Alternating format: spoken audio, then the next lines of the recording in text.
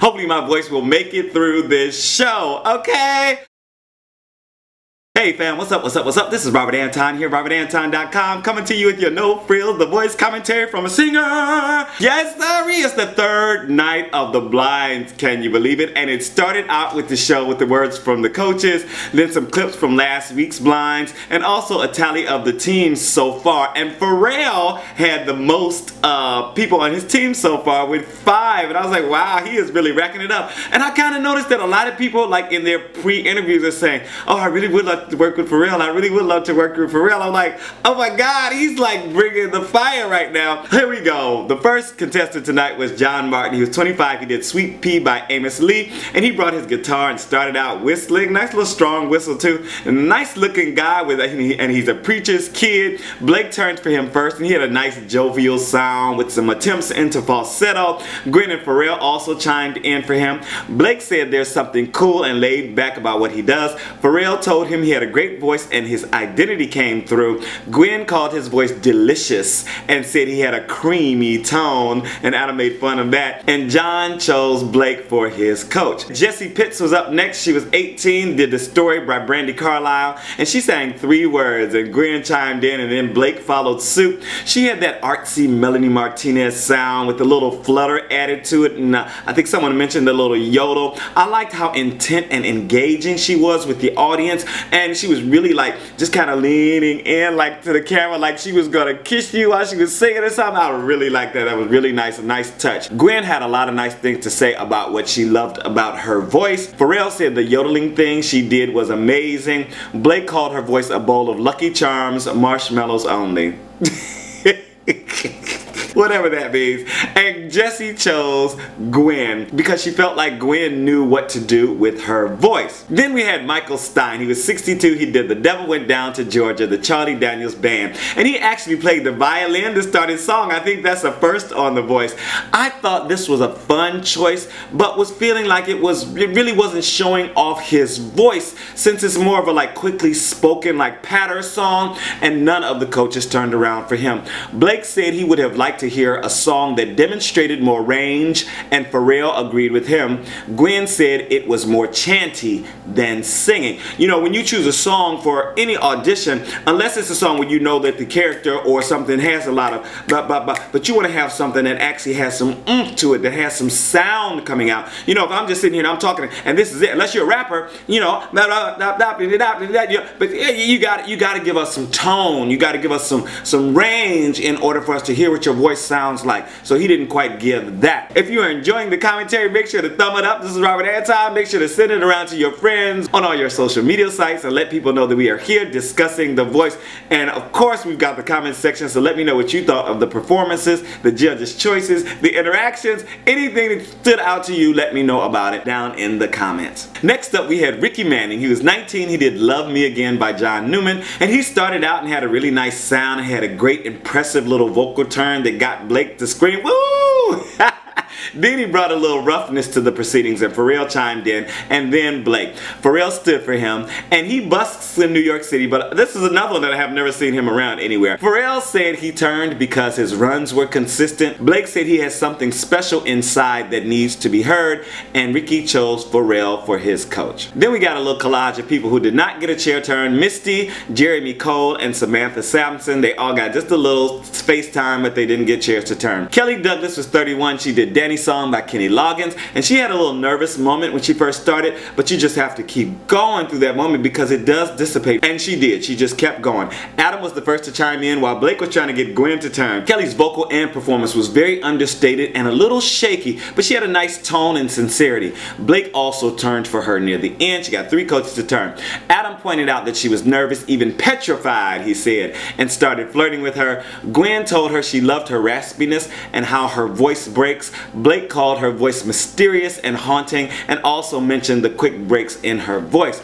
And Kelli chose Adam. She said because he seemed genuine and turned around first. Next we had Blessing Offor. He was 25. He did Just the Two of Us by Bill Withers, and I was getting a little of him being out of sync or out of key when he started, and the coaches were taking their time listening to him. I was pulling for him though because of his story. I couldn't help myself. He was blind. He played several instruments. He's very inspirational in the way he spoke, but it wasn't exactly perfect. okay? But at the end, all 4 coaches turned for him at the very last minute.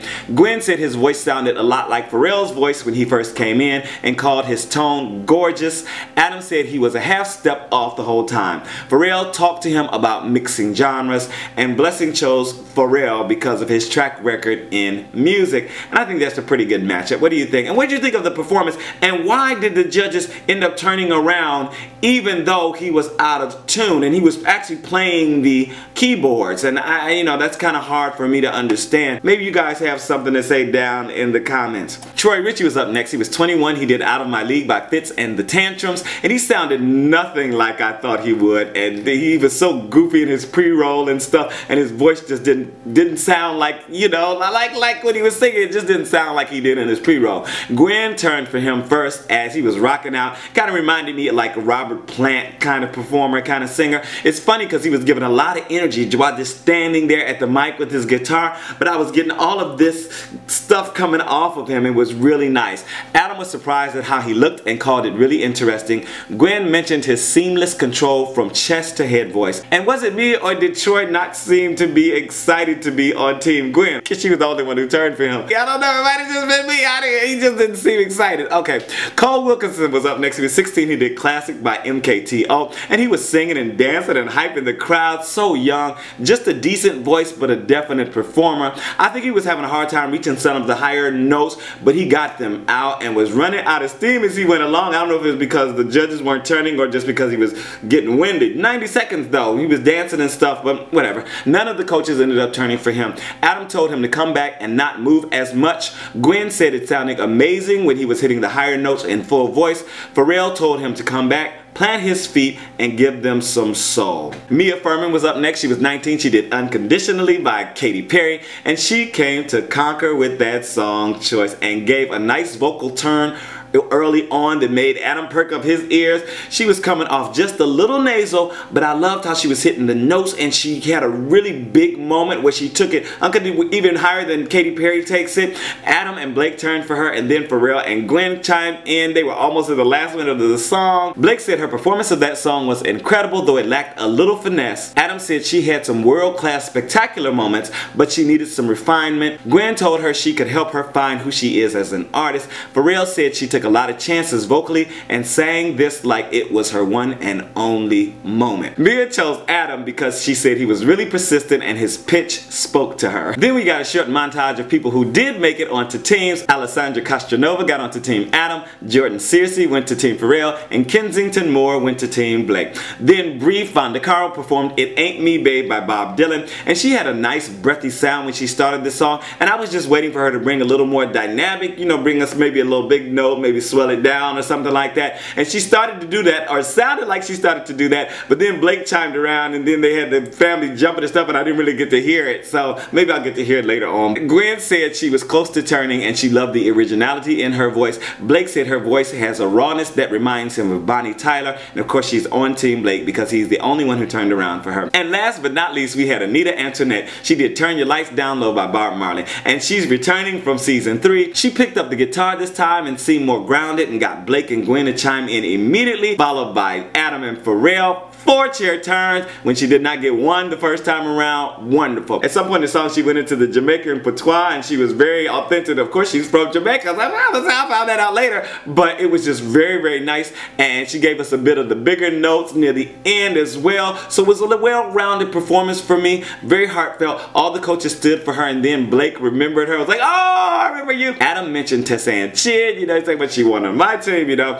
Blake pointed out that country music was about stories in his pitch, and you know, she's talking, she's a songwriter and blah blah blah, studying other. And Anita chose Gwen because she felt more of a connection with her, and I think that's a really good match. What I also think is it might be an opportunity for her to go up against the other reggae artists, so that we actually just get to do some reggae in the battle round together. So that should be exciting. That's your commentary. This is Robert Anton, robertantonnyc. Make sure to thumb it up. Comment and let me know what you thought down in the comments. And just thank you guys so much for your support. Oh, if you stuck around to the end, make sure to put stuck around down in the comments. And I will see you guys tomorrow night, 8 p.m. for The Voice NBC. I'm so excited. Oh my God. I'm out. Peace.